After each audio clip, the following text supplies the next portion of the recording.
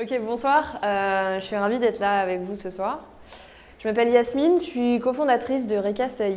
Alors, Recast AI, c'est une start-up parisienne. Ça fait 1 an qu'on a créé la boîte maintenant.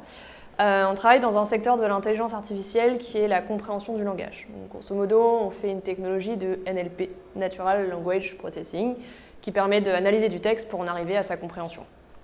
Et si je suis là aujourd'hui, c'est pour vous parler de chatbots, ou de bots conversationnels, ou d'agents conversationnels, ou de robots intelligents, enfin bref, ils ont des milliers de noms. Derrière, ça veut à peu près dire la même chose. Et je suis ici justement pour vous expliquer un peu ce qu'il y a derrière. Si on en disséquait un, qu'est-ce qu'on trouverait?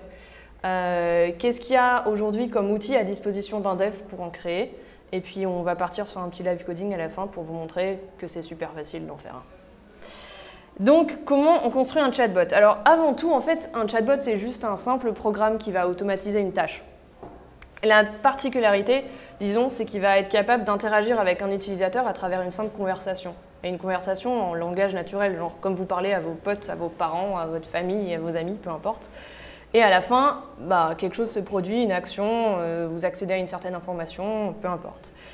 Le concept de bot, c'est pas nouveau, je suis d'accord. Ça fait des dizaines d'années qu'on en parle. Les plus vieux chatbots dont on peut se rappeler, c'est peut-être ces espèces de vieux trucs qui popaient sur des vieux sites web avec, je sais pas, Monica ou Alexia qui vous parlaient, qui se faisaient passer pour une humaine. Enfin bon. Pourquoi est-ce qu'on en reparle en fait maintenant? Pour 2 choses. La première, c'est que la technologie a évolué et aujourd'hui, le secteur, les tâches qui consistent à arriver à la compréhension du langage sont bien fonctionnelles, donc on peut faire quelque chose avec. Et deuxième chose, et là c'est plutôt un côté, disons, business, les gens aujourd'hui sont beaucoup plus présents sur des applications de messagerie que sur les réseaux sociaux. Donc les grandes marques et les grandes entreprises se mettent à se dire « Oh purée, faudrait que je sois présent sur ces applications de messagerie ». Et il y a peut-être 6 mois de ça, c'était en avril, Messenger, disons, parce que c'est une des plus grandes applications de messagerie utilisées aujourd'hui, ouvre son API aux développeurs. Ce qui permet quoi? De venir faire des super bots à l'intérieur de Messenger. Et tout le monde suit. Je veux dire, aujourd'hui, la plupart des applications de messagerie ont une API qui est ouverte, qui est accessible et qui est gratuite. Donc, un chatbot conversationnel, ça veut dire quoi? Ça veut dire 3 choses. Première chose, comprendre l'utilisateur, savoir ce dont il est en train de me parler, gérer toute une conversation. Une conversation, c'est une infinité de possibilités. Pourquoi? Parce que, ok, je peux poser une question à monsieur ici. Tu peux avoir plusieurs choix. Me répondre, te taire et ne pas me répondre, me parler d'autre chose, me poser une autre question, diverger et me parler encore d'autre chose. Bref, c'est une infinie de possibilités. Donc c'est encore un autre problème, c'est un deuxième problème. Et enfin, la tâche principale qui est normalement d'automatiser quelque chose. Ok. Si je dois disséquer justement un bot, j'ai plusieurs couches. Et mine de rien, en fait, c'est pas si différent de ce qu'on connaît aujourd'hui comme une application mobile ou un site web ou ce genre de choses. D'abord, en première couche, je vais avoir ce que je vais appeler un channel. Donc, pouvoir récupérer tous les inputs utilisateurs. Messenger, Slack, Skype, WhatsApp, Telegram, peu importe quel channel c'est. Ça, c'est juste la récupération, donc l'input. La deuxième étape, disons, ça va justement être la compréhension de cet input. Et ça va être là où on va commencer à le traiter. Et on va plutôt avoir des API de NLP, justement, de compréhension du langage. Une fois qu'on comprend ce que l'utilisateur est en train de nous dire, on va voir toute la logique. Et là, encore d'autres API, parce qu'un bot, normalement, il automatise quelque chose, donc forcément, il va aller chercher des datas quelque part d'autre, donc interroger d'autres API. C'est pas une API qui va vous donner la météo, une API qui va vous sortir des horaires de train, peu importe.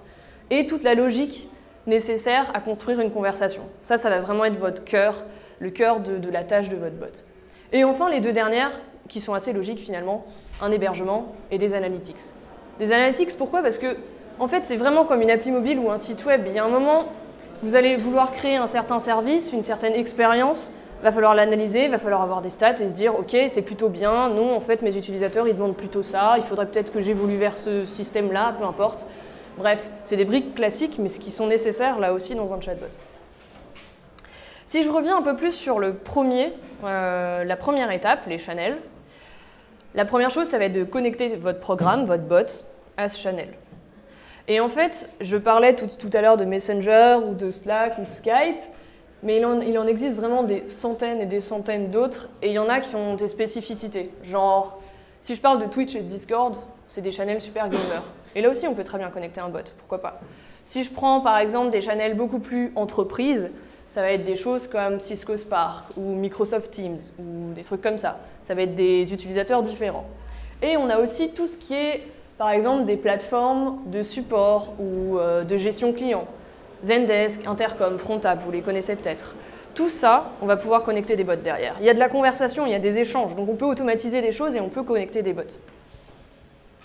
Ok, le flow normal, quand vous allez connecter votre bot à une application de messagerie, ça va à peu près être ça.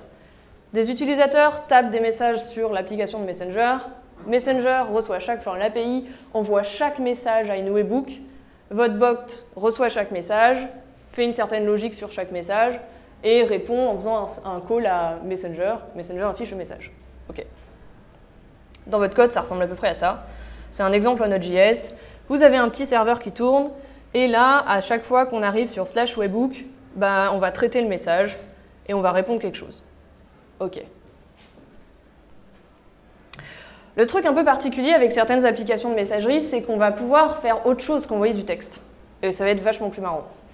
On va pouvoir envoyer des images et des vidéos, ok, mais bon, ça c'est encore des formats qu'on connaît, qui sont assez classiques. Ce qu'on va trouver, et qui a été surtout mis en avant sur Slack et sur Messenger, et sur Kik aussi, c'est ce qu'on va appeler du rich messaging. C'est quoi?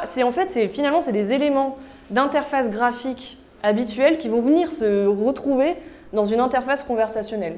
Des boutons, des espèces de cards, des listes avec des images et des titres et puis des boutons d'action. Ce genre de petites choses qui permettent un certain dynamisme dans la conversation et de sortir d'un flow un peu trop texte, texte, texte, où l'utilisateur va peut-être pas vouloir forcément taper des très très très longues phrases, mais quelquefois avoir des toutes petites actions à faire. Donc ça va vraiment amener quelque chose de très dynamique dans une conversation. Une fois que ça c'est fait, une fois qu'on a réussi à récupérer un input utilisateur, on va utiliser une API de Natural Language Processing pour arriver à comprendre ce qu'il est en train de nous dire. Ici, j'en ai mis 4. Ils finissent tous par AI, d'ailleurs. Le process derrière, c'est un peu le même. Du coup, je vais essayer de le généraliser. Et après, je détaillerai un peu plus ce qu'on fait en particularité à Recast. Donc, la principale chose qu'on a envie de faire, c'est de comprendre ce que la personne est en train de nous dire. Comprendre, ça veut dire l'abstraire, essayer de la catégoriser pour comprendre le plus largement ce que les gens pourraient nous dire. Parce que quelqu'un qui nous dit « j'ai envie de manger quelque chose », il pourrait le dire de milliers de façons différentes et on a envie à chaque fois de pouvoir le comprendre. Donc, je veux des sushis, le lundi c'est italien, j'ai faim, des pâtes s'il vous plaît, c'est genre « j'ai envie de manger un truc, j'ai faim, eat something » quoi. C'est pas dire bonjour ni demander la météo. Donc la première chose, c'est classifier, comprendre ce qu'il est en train de nous dire. La deuxième chose, c'est extraire des informations importantes dans la phrase pour que je puisse en faire quelque chose et agir. Ici, je cherche un JAP pour 20 h dans le 13e à Paris. J'ai 3 infos importantes. Un JAP, un type de restaurant, 20 h, une date time, et 13e à Paris, une localisation. Toutes ces informations clés, on va appeler ça des entités. On va les extraire. Et ce qu'on fait à Recast, en plus de les extraire, c'est qu'on les enrichit. Pourquoi? Parce qu'en tant que dev, une API qui te dit « Ok, 13e à Paris, c'est une localisation », c'est déjà vachement bien. Mais si au lieu de t'envoyer une string, elle t'envoie une latitude et une longitude, c'est encore mieux, parce que c'est des données avec lesquelles tu peux jouer derrière. Donc on fait ça par exemple sur une date time, on est capable de renvoyer un code ISO qui est vachement plus utile que genre juste 20 h. Et donc ainsi de suite, localisation, ça sera une latitude et une longitude, et plein d'autres comme ça. Ok, maintenant je vous montre en pratique ce que ça donne, et je vais faire un bot GitHub. Donc, basiquement, mon bot, qu'est-ce qu'il va faire? Vous connaissez GitHub? Ok. Donc mon bot, qu'est-ce qu'il va faire? Bon, il va être capable de dire bonjour et de répondre quand quelqu'un lui dit salut, parce que quand même il est un peu poli, quoi. Mais la chose principale, c'est qu'il va faire une battle entre 2 repos et il va me dire qui a le plus de stars. Ok? Donc il va comprendre des choses du genre qui a le plus de stars entre Angular et React, ou Symfony et Django, ou vous me direz ce que vous voulez et on verra. Et à la fin, je pourrais aussi lui demander, bon bah ok, donne-moi plus d'informations sur le repo gagnant de la battle. Super. Donc comment ça va se passer? On va faire exactement le même flow que j'ai expliqué tout à l'heure. Et j'ai un peu plus détaillé le carré du bot en disant chaque message que je reçois, je vais d'abord l'analyser avec Recast, gérer ma conversation, savoir s'il est en train de me dire bonjour ou s'il est en train de me comparer de repos. Et ensuite, je vais faire un call à l'API de GitHub seulement une fois que j'aurai bien un repo à comparer à un autre repo et que GitHub pourra me donner les informations nécessaires pour avoir un retour à la question de l'utilisateur. On va faire 3 étapes. La première, un petit Hello World sur Messenger. La deuxième, c'est connecter Recast. La troisième, c'est connecter GitHub. Ok? Mais je vais un petit peu tricher. Pourquoi? Parce que je ne vais pas tout de suite utiliser l'API de Messenger. Pourquoi? Parce que je me dis, moi j'aime bien utiliser Messenger et Slack dans ma vie. Messenger chez moi, Slack au boulot. Et j'ai envie que mon bot il soit sur les deux. Donc, et j'ai pas envie forcément que dans mon code, j'ai à intégrer l'API de Messenger et l'API de Slack parce qu'elles fonctionnent différemment. Elles ont des formats différents, une documentation différente. Enfin, c'est chiant, il va falloir que je maintienne les deux. Alors que si j'en avais qu'une, et c'est le cas ici, je vais utiliser un outil, Bot Connector, qui va en fait agir comme un proxy ou un dispatcher.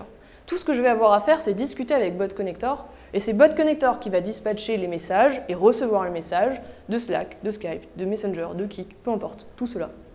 Et moi, j'aurai toujours un appel et une unique API, ça sera Bot Connector. Voilà. Allons-y. Alors, plusieurs choses. Déjà, je vais commencer par Recast et je vais vous montrer. Ça, c'est mon compte sur Recast. Je me suis créé un petit bot que j'ai appelé GitHub Bot. Je sais pas si c'est très lisible pour vous. Je peux peut-être grossir. Ouais, comme ça. Ok, j'ai créé 3 intentions, donc 3 choses qu'un utilisateur est capable de faire et que mon bot va pouvoir comprendre. La première, c'est bonjour. Et pour faire ça, en fait, je lui ai donné quelques phrases d'exemple pour qu'il puisse commencer à comprendre comment se structure quelqu'un qui dit bonjour, enfin, comment se structure la phrase de quelqu'un qui est en train de dire bonjour et ce genre de choses. Là, je lui ai donné quelques exemples. Ça, c'est assez basique. Ok. Maintenant, je vais faire l'action principale de mon bot qui, en fait, s'apparente à faire du coup le versus entre 2 repos.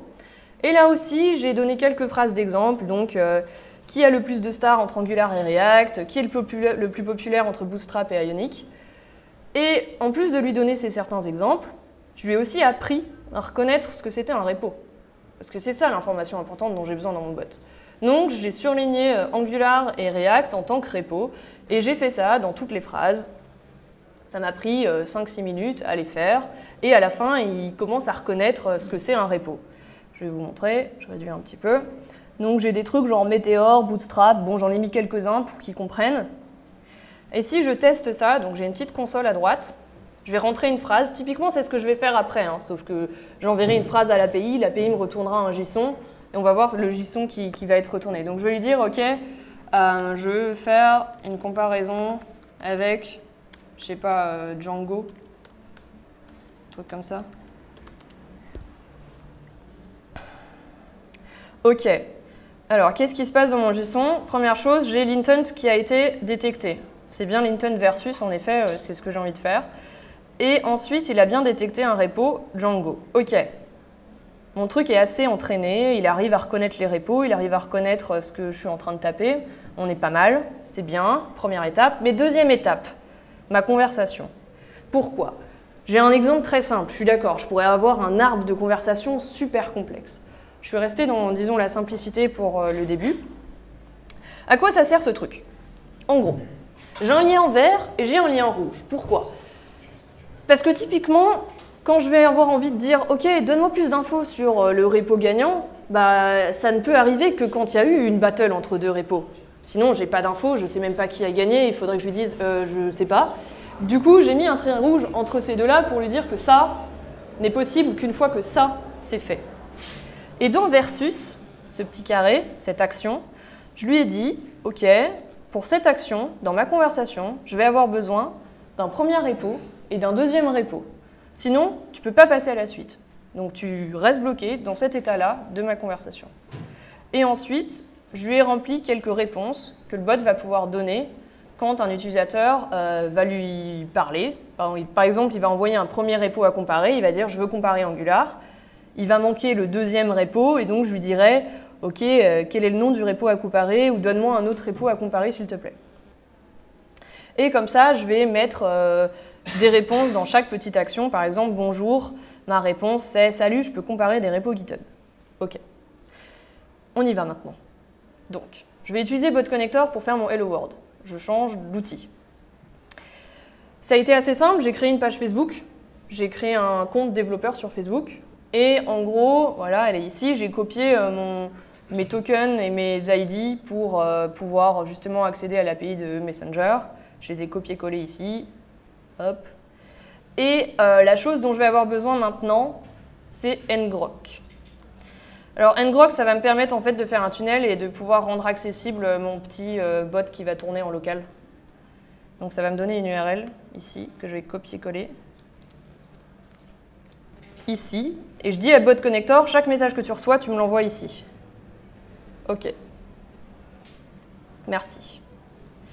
Et ensuite, j'ai préparé un petit dossier. On va juste utiliser un fichier, pour l'instant l'index. Je vous montre à quoi il ressemble. Il est assez simple. Il y a juste un petit serveur qui tourne. C'est tout. Je vous montre, vite fait.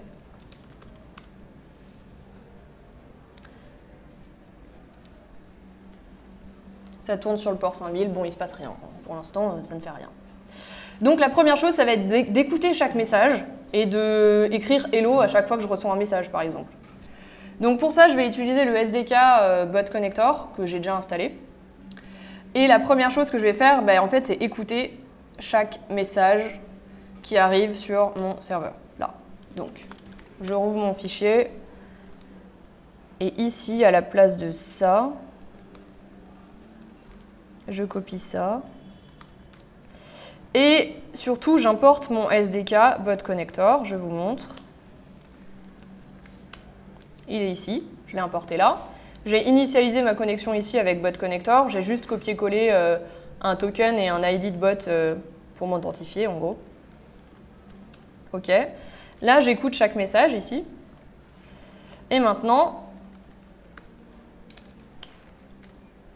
je vais juste récupérer ce petit bout de code-là qui va me permettre, à chaque message reçu, de répondre quelque chose. Donc, en gros, onText message, je refais un petit... mince, je vais écrire hello, tiens. Voilà, et je réponds, c'est tout. Donc, essayons déjà ça.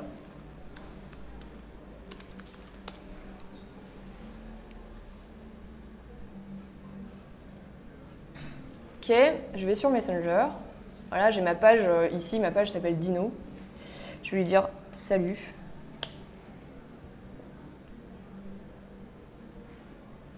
Ok, hello. Bon, quoi que je dise, il va me dire salut là. Hein. Enfin, il va me dire hello. Il n'est pas très intelligent pour l'instant. Très bien, mais on a notre hello world. On va passer à la suite. Maintenant, je vais analyser chaque message, je vais l'envoyer à Recast et selon la réponse, je vais faire quelque chose. Donc, deuxième étape. Je reviens dans mon index et cette fois-ci, dans mon fichier mybot que je vous ai montré précédemment, je vais aussi importer le SDK de Recast pour pouvoir envoyer chaque phrase que je reçois à Recast, donc à l'API, et avoir des données sur exactement les mêmes que vous avez vues dans la console tout à l'heure. J'ai aussi fait un petit fichier sendReply pour m'aider dans l'envoi de messages. Je vous le montre, c'est assez simple. J'utilise BotConnector, j'envoie à BotConnector à chaque fois une payload avec une réponse et BotConnector l'envoie sur Messenger. Ok, donc j'ai plus besoin de ça.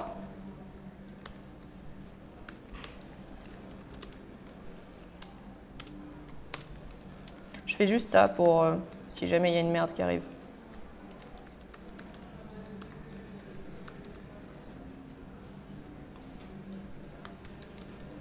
Ok, première chose, je récupère le texte contenu dans le message que BotConnector m'envoie de la part de l'utilisateur. Donc message.content.attachment.content. Et je récupère aussi un token de conversation. Pourquoi? Parce qu'en fait, chaque conversation est unique. Il va falloir que je sache à quel endroit je suis dans ma conversation et que je le dise à Recast pour que Recast, l'API, puisse aussi avoir ces données-là et savoir où on en est dans la conversation. Donc je le récupère aussi, ici, conversation. Et tout ça, je vais le stocker, enfin je vais l'envoyer à Recast. Donc je vais utiliser la méthode textConverse du SDK qui va me permettre d'envoyer justement le texte de l'utilisateur et le token de conversation. Et finalement, en fait, je vais répondre. Pardon. Une certaine réponse. Une certaine réponse qu'en fait, Recast est capable de me retourner parce que je les ai inscrites ici dans l'interface. Moi, ce que je veux, c'est récupérer ça, là, comme réponse quand le mec il est en train de me dire bonjour. Donc, j'ai juste à la récupérer ici dans le retour de Recast. C'est res.reply. Voilà. On essaye.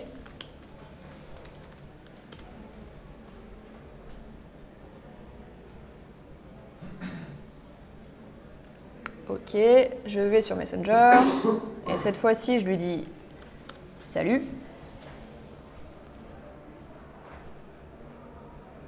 Salut, je peux comparer des repos GitHub. Trop bien.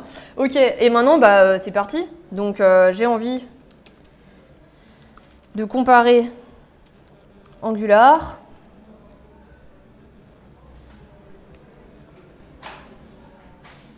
Donnez-moi-en un autre. Ouais, mais il me faut un nom de repo. Je sais pas, un truc genre une autre lib ou un autre framework. Meteor, vous le connaissez?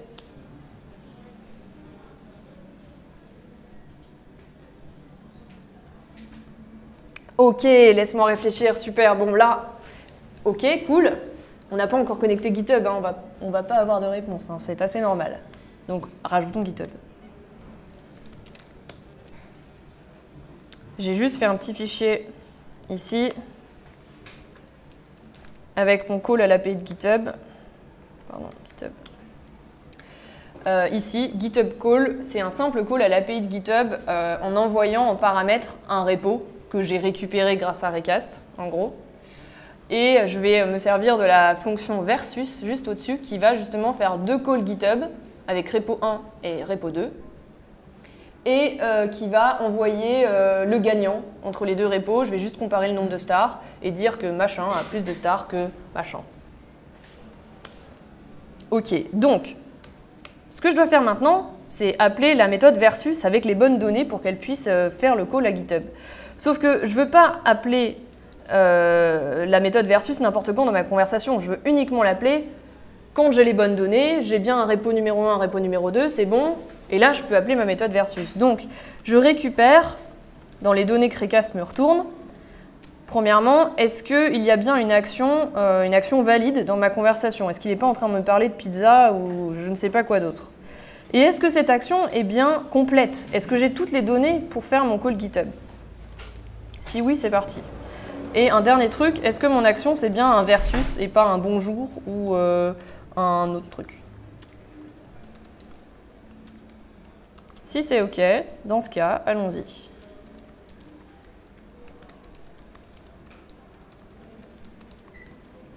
Je récupère en mémoire, donc parce que Recast l'a stocké, parce qu'il a réussi à l'extraire dans une phrase, je récupère en mémoire mon repo numéro 1, sa valeur, et mon repo numéro 2. Get memory. Voilà. Allons-y.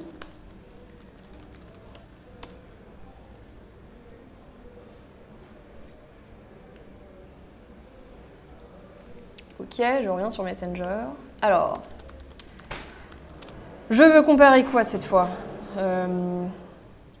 Symfony et... Pardon? Laravel.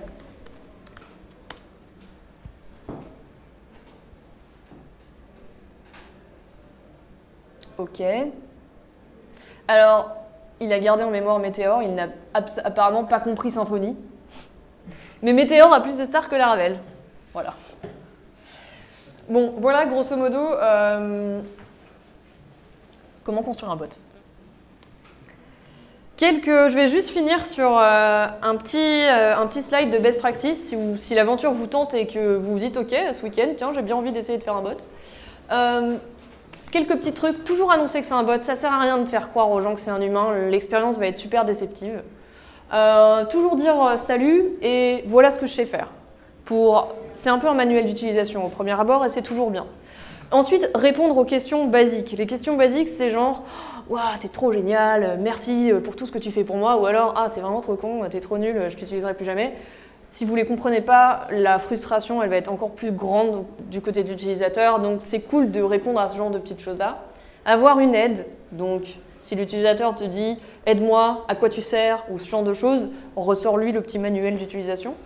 Commencer petit, c'est comme n'importe quel projet. Itérer vite, quoi, et commencer tout petit. Et créer des tests unitaires. Même avec des bots, on peut faire des tests unitaires, vraiment, et c'est vachement important. Voilà. Merci. Et on recrute aussi chez Recast. Donc si vous êtes des devs Node.js, Ruby ou Python, vous venez me voir. Merci.